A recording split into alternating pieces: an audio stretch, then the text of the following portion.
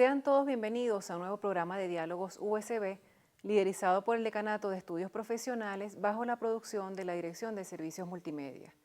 Quien les habla, María Gabriela Gómez, decana de Estudios Profesionales, tiene el placer de presentar en esta oportunidad a la profesora Verónica Zubillaga, quien pertenece al Departamento de Ciencia y Tecnología del Comportamiento de la Universidad Simón Bolívar. El tema a tratar en esta oportunidad es la experiencia de comunidades para erradicar la violencia. Bienvenida, profesora Zubillaga. ¿Qué tal? ¿Cómo estás, Gabriela?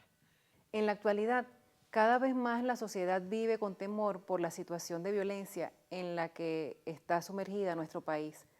De sus estudios sobre el tema, ¿cuáles son los principales factores que han originado el crecimiento de la violencia en nuestro país? Y en este sentido, ¿cómo es el retrato de nuestra sociedad? Bien, bueno, yo diría que hay una serie de procesos que se entrelazan en el tiempo y configuran la situación actual. Comenzaría por referir todo lo que fue el deterioro de la calidad de vida de la gente en la década de los 80, que se vive a nivel subjetivo como gran desesperanza de movilidad social. Es decir, que sobre todo la gente, los jóvenes, los varones en sectores populares dejan de tener esperanzas en la educación como canal de movilidad social. Tenemos, si se quiere, como hito fundamental lo que son los eventos de febrero de 1989, donde realmente es experimentar nuestra capacidad de violencia. Fueron eventos que nos sacudieron como sociedad y en términos de las tasas de homicidios marca un quiebre. Es decir, que las tasas de homicidio venían estables, alrededor de 8 homicidios por 100.000 habitantes, y 1989 marca un punto de inflexión. La década de los 90, al igual que en el resto de los países de América Latina, tenemos una tendencia ascendiente también en las tasas de homicidios, tenemos un auge de las violencias en las grandes ciudades y viene relacionado de nuevo al deterioro de la calidad de vida de la gente, pero también a nuevos procesos como la profunda desinstitucionalización de las fuerzas del orden, a saber, la policía, todo lo que es el sistema de justicia. Y como te digo, comienza en América Latina a experimentarse un auge de una violencia armada en las principales ciudades. Digamos que en la década de los 90, Caracas, junto con Río de Janeiro, junto con el DF en México, son ciudades que vienen aumentando sus tasas de homicidios, vienen aumentando las violencias en estas grandes ciudades. En ese sentido, la violencia que comienza a establecerse es una violencia urbana. No es una violencia rural como lo fue en el pasado, digamos en la década de los 60. Es una violencia fundamentalmente urbana y no es una violencia que podemos asociar a pobreza, en el sentido que sucede en las ciudades más ricas, pero donde hay mayor desigualdad. Entonces, esto, si se quiere, es algo muy importante. La violencia no está asociada a la pobreza, pero sí a la desigualdad, cosa que es distinta. Y de nuevo es en las ciudades más ricas. Sucede en la Venezuela actual, que uno compara, las tasas de Caracas no tienen mucho que ver con las de Amazonas, que es, si se quiere, una de las regiones con mayor desventaja social. Entonces, es una violencia que sucede en las ciudades y en las ciudades con mayor riqueza y mayor desigualdad. Luego, por supuesto, el caso venezolano comienza a particularizarse a partir del siglo XXI, con una expansión, digamos, de lo que llamamos una pugnacidad en distintos campos de la vida social. Tenemos, por supuesto, este proceso de polarización política que comienza a dificultar la gestión de la vida en la ciudad. Uno lo puede ver con el hecho de sencillas tareas de la vida urbana, como todo lo que es el procesamiento de la basura, bueno, comienza a convertirse en un problema.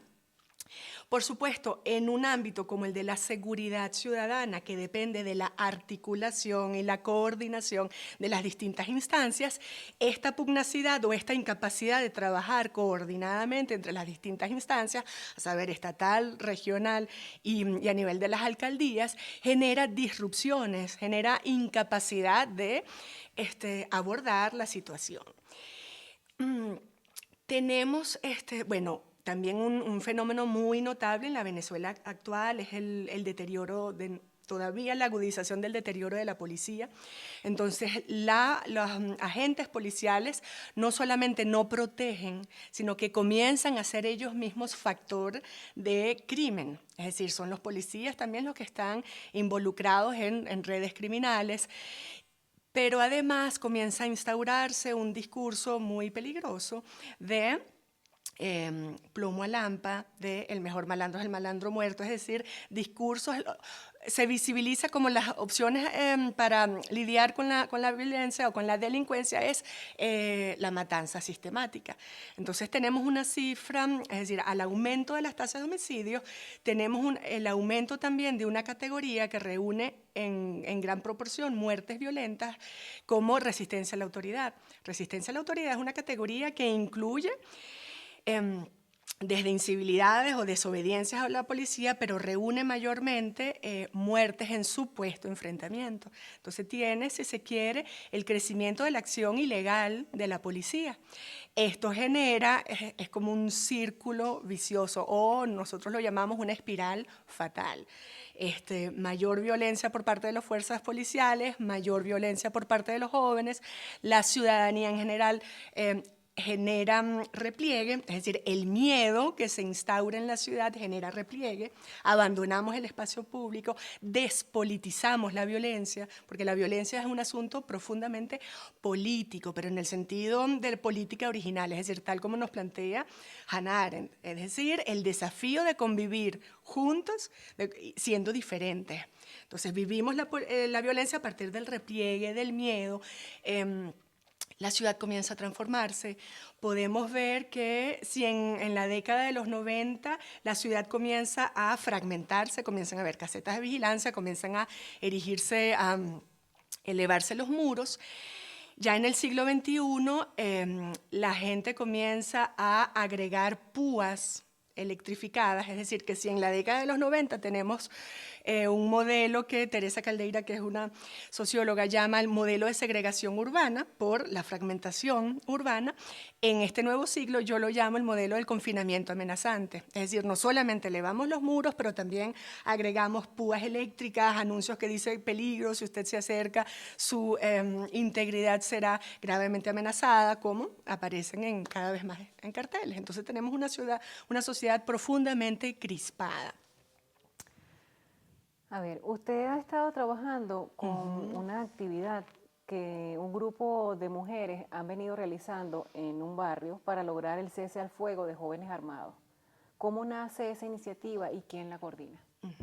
Bien, el interés de estudiar esta experiencia es precisamente porque en un contexto de mucha desesperanza, comenzamos a decirnos, bueno, tenemos que comenzar a pensar en las salidas, en las opciones, en las salidas de esta violencia que nos asfixia, que nos sofoca. Y precisamente en estas andanzas investigadoras tuvimos porque somos un equipo de investigadores de la Simón Bolívar, de la Universidad Central y de la Universidad Católica, tuvimos noticia de una experiencia en el barrio Catuche, donde precisamente un grupo de mujeres que pertenecían a sectores históricamente enemigos, es decir, históricamente donde los jóvenes crecen sabiendo que el asesino de su papá vive en este sector, es decir, donde no se acercaban justamente por esta historia de enemistad, sucede un evento donde muere asesinado un joven y la madre de este sector se moviliza y se dirige hacia Fe y Alegría, que son las organizaciones que estaban en estos barrios, y le dice, yo no quiero más venganza. Yo quiero que el hijo que me queda, porque ya le habían matado a 2 hijos, que el hijo que me queda pueda vivir. Yo no quiero que las madres sigamos viviendo en esta zozobra. Entonces, esta iniciativa genera que en estos 2 sectores históricamente enemigos se constituyan comisiones de convivencia. Estas comisiones de convivencia están formadas por mujeres, por madres de los muchachos armados, o tías, o madrinas, y ellas se van a constituir en mediadoras. Hay una mediación entre ellas 2, llevada a cabo por Fe y Alegría. Está la figura del padre virtuoso, que tan temprano como en la década de los 90 comienza a hablar de la necesidad de diálogo, la necesidad de convivir siendo distintos, la necesidad de entender que todas las redes familiares, y ya desde los años 90 hay una marcha por la paz, hay unos intentos de diálogo. Pero es en el 2007 donde, después de toda esta trayectoria, se instauran estas comisiones de convivencia, y las madres entonces son las que funcionan como redes de contención frente a sus varones en sus sectores de barrio. Entonces yo utilizo la metáfora de redes porque en efecto funcionan como tramas relacionales tanto de estas mujeres como de Fe y Alegría, como a su vez El Padre Virtuoso y con los jóvenes, y han logrado en efecto el cese de los enfrentamientos armados. A punta de diálogo, a punta de negociación, a punta de entender que los muchachos son seres humanos y que hay una manera de conectarse. Entonces la acción de estas mujeres se desarrolla, si se quiere, a dos niveles. Uno individual, donde estas mujeres, las que son familiares y las que tienen confianza, negocian con los muchachos, dialogan, los persuaden. Y también a nivel colectivo, cuando hay, si se quiere, intentos de ruptura del pacto, entonces estas mujeres en bloque y de manera inmediata responden. Entonces convocan reuniones de urgencia y confrontan a los muchachos. Y lo que es muy impresionante es que desde el año 2007 se tiene el cese de los enfrentamientos armados. Eso quiere decir que los niños no están creciendo con tiroteos cotidianos, donde la gente ahora puede caminar en el espacio público, donde, por ejemplo, nosotros hacíamos el trabajo de noche. Llegábamos a las 8 de la noche a La Pastora, al barrio Catuche, con tranquilidad, ¿no? Durante 2 años, hasta ahora que estamos cerrando el proceso. Finalmente, en su experiencia, ¿cómo usted cree que podemos replicar esta experiencia en otros barrios y regiones del país? En caso afirmativo que ello se pudiera realizar, ¿cómo sería el plan estratégico para hacerlo? Bueno, primero yo diría que aquí lo que leemos es que la violencia se convierte en un asunto político, como decía, política original. Es decir, tenemos que convivir y tenemos que llegar a acuerdos. Para que sucediese la experiencia de Catuche, claro, Catuche es un barrio muy particular porque tiene toda una historia de colaboración y cooperación con comunidades, y además es un barrio que tiene una larga historia de activismo y participación comunitaria. Pero lo que allí sí es muy notable es que, bueno, hay una historia de tejido social, es decir, de construcción de confianza, eso es fundamental, construir redes sociales, pero eso toma tiempo. Hay un proceso de mejoramiento urbano, es decir, ¿cómo podemos pedir que la gente se reúna a dialogar, a negociar, a convivir, si no hay un espacio? Ni siquiera donde reunirse. En Catuche hubo un esfuerzo por construir lo que llaman los centros de promoción comunitaria y es allí donde se reúnen las mujeres. Es decir, hubo un proceso de mejoramiento del entorno y de construcción de espacio público. Y luego hay esta acción en redes. Es decir, están estas mujeres, pero además, bueno, también es un trabajo muy duro. Entonces está esta mediadora que es la que las tiene en tensión este tejido, ¿no? Es decir, compacto. Están otras figuras que también, como la figura del Padre Virtuoso o como los psicólogos que mantienen a estas mujeres en pie. Entonces, para hablar, para sistematizar, yo diría un proceso de mejoramiento del entorno, mejoramiento urbano, un proceso de construcción de confianza y de tejido social y un proceso de trabajo en redes. Y, por último, un proceso de humanización. Es decir, aquí a fin de cuentas, lo que hay es un proceso de humanización de los jóvenes y de creer que el diálogo es posible y de hecho lo logran. Profesora Zubillaga, muchísimas gracias por aceptar la invitación a conversar con nosotros sobre el tema de la experiencia en comunidades para erradicar la violencia. Gracias.